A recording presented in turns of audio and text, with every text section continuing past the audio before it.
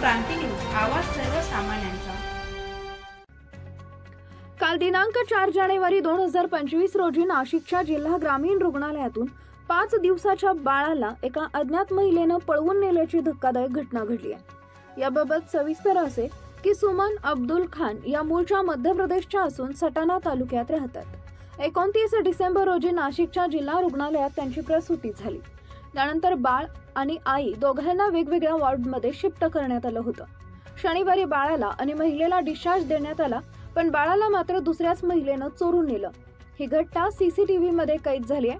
बाळ चोरी झाल्यामुळे बाळाच्या आईनं मात्र रुग्णालयातच टाहू फोडला, त्यामुळे आजूबाजूच्या लोकांची मनं हेलावल्याचं दिसून आलं।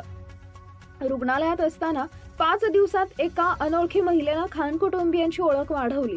डिस्चार्ज देताना ती महिला वॉर्डमध्ये आली आणि ती खाली गाडीपर्यंत बाळाला घेऊन जाते असं सांगत तिनं बाळाला घेतलं। नंतर बाळाला घेऊन तिनं रुग्णालयातून थेट पळ काढला। आरोपी महिला ही बाळाला घेऊन जाताना सीसीटीव्ही मध्ये कैद झाली आहे। या प्रकरणी सरकारवाडा पोलिसात गुन्हा दाखल करण्यात आला असून महिलेचा शोध पोलिसांनी सुरू केलाय।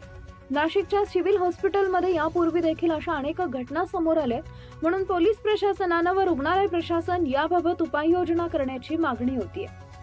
महाराष्ट्र क्रांती न्यूज साठी मुख्य संपादक प्रकाश बागुल, नाशिक।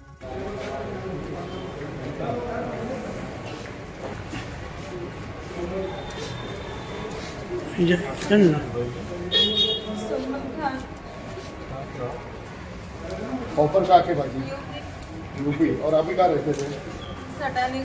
सटाने को कहाँ? गणपति मंदिर है ना? हाँ हाँ हाँ, कुछ गणपति मंदिर कुछ खिड़की जाके के बर्थडे पूरी गणपति मंदिर है ना, जिधर बाजार लगती। कितने दिन का बच्चा था? अभी 8 दिन हुआ। कुछ भी नहीं सर, वो मेरे बच्चे को खिला रही थी ना, बस वो बोली कि मैं बाहर लेके जाती हूँ, भैया को दे के आती हूँ, बस वो चोरी करके लेके भाग के चली गई। अच्छा, कौन है, उसको पहचानते क्या? नहीं, मैं पहचानती नहीं हूँ, इधर ही मिली थी। अच्छा, क्या बोली? बोली आप इधर बैठे रहो, मैं दे के आती हूँ बच्चे को। तुम्हारा नाम? सुमन खान।